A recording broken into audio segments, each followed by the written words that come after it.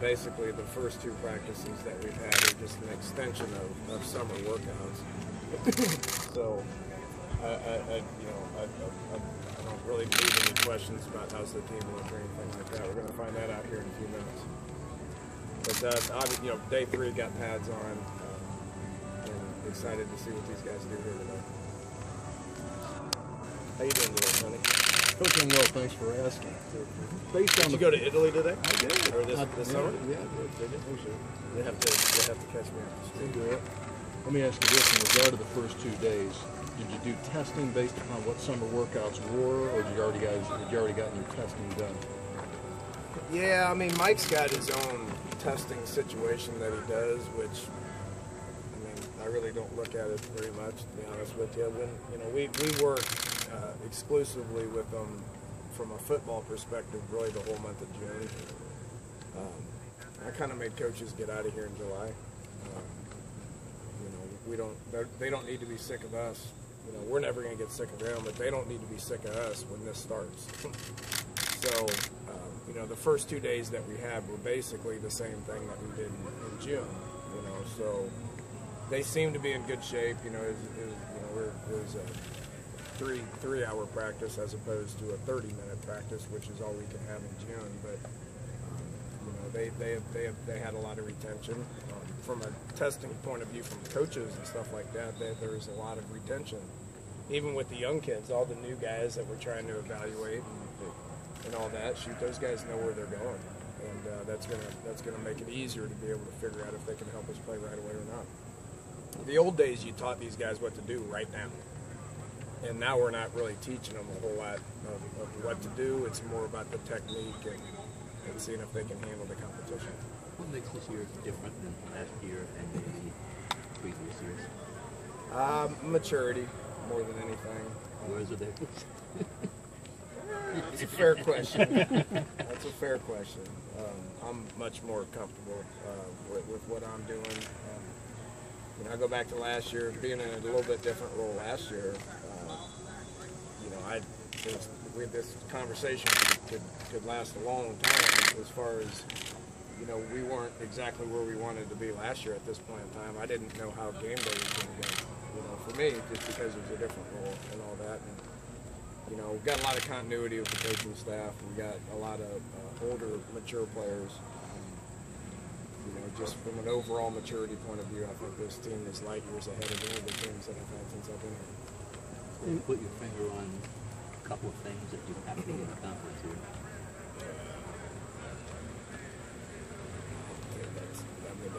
That's a tricky question. There's all kinds of things that we got to do. It doesn't matter what side of the ball that we're focused on or talking about. Biggest thing's health and continuity. The NCAA's kind of scaled back on what we can do, how we practice, and what kind of practices we can have, and how long we have. So, I'm glad we have a mature team based on not having as many practices available to us. That should maintain health as well. So, and probably the biggest thing is we gotta get lucky. The ball's got to bounce our way. So, I don't want that to happen again. The way you're allowed to practice now, do you get enough done? Yeah, like you get enough done? Absolutely. Yeah. The one they took away some of the total practices that we have, but they gave us like some morning walkthroughs, and they gave us some summer as well. So a lot of the stuff that we were teaching and working with in summer and some of the morning walkthroughs and stuff like that, then one of the compromises is the amount of time that you have getting ready for your first game is going to get reduced. The amount of practice days that you have is going to get reduced, but you get a whole lot of other stuff that we didn't used to have. So, I'm excited to see the physicality and the technique with pads and stuff like that. We haven't been able to see that since spring. From where we're at mentally, I feel pretty good about that.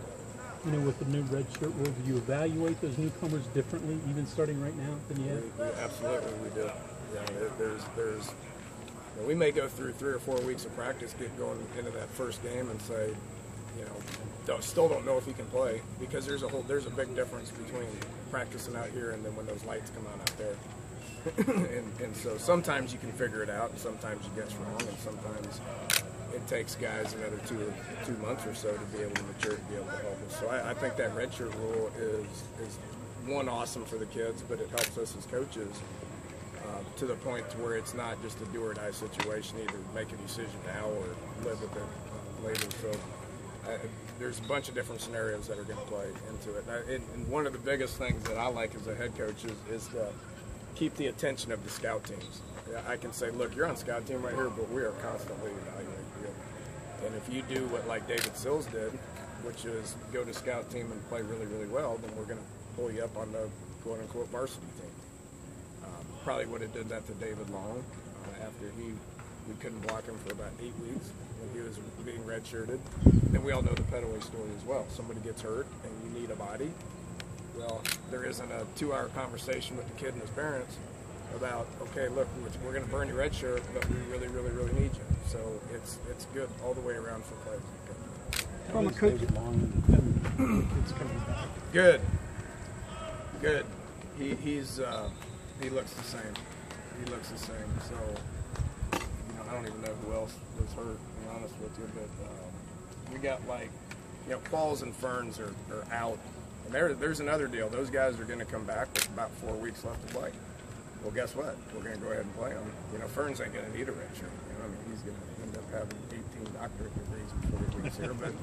But a guy like Qualls, who's a fourth-year senior, he can come back and play in the last 4 games, and then we'll be able to use him again next year. So it's a great deal for him. Those 2 guys are out. Other than that, everybody's healthy and ready. From your standpoint, how important is this first depth chart you put out? I don't even know if I have a depth chart. Did we put one out? I think we do that because we have to. How many times have you have I said I love putting out depth charts? I just told the guys in there we have a group 1 punt team, a group 2 punt team, and a group 3 punt team.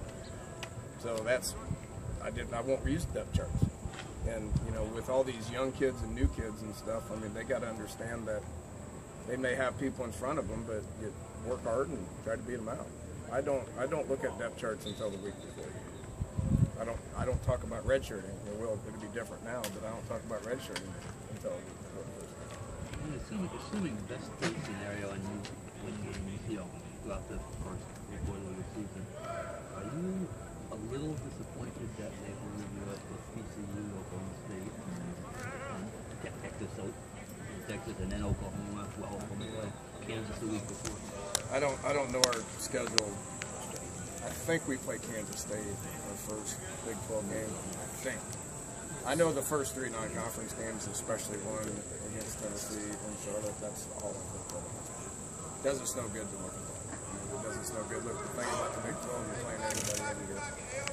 When you play them, it doesn't matter. You all got to play them. So it doesn't matter to us. We never. Our analysts get a week ahead, but coaches and players do not get a week ahead. And we'll start talking about Tennessee probably 2 weeks before the first game. And then we'll start talking about Youngstown after that. Personnel-wise, any additions, subtractions? For what? Personnel-wise with the team. I don't know. You put it on the roster, I guess. You put it on that.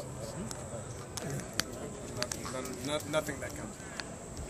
Then you mentioned that between playing practice here in games, is there a similar gap between the summer work you talked about and this first day in pads? Some guys that just shine better when the pads go on? Yeah.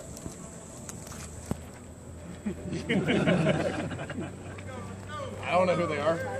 We'll figure it out. That's the reason for They're going to be charging through here in about 6 minutes, and I'm anxious to watch. The older guys, we kind of know where they're at, but the newer guys running around in shorts, they look good. Anything you take for the second year with Jake, anything you did during the summer that you didn't do year 1 when you were getting acclimated again? Not really. There is a lot of similarities and a few differences with what I did and how he did it. And, we're kind of merging the two. There's some things that we look at and understand and things like that.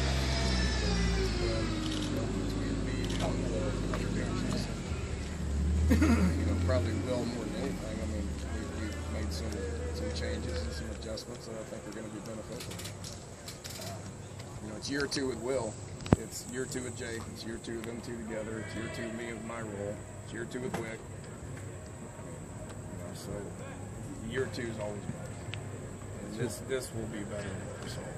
And with Will's hand up, everything looks okay? Yeah. It's fine in January. I'm sorry. He coaches them. I just sit there and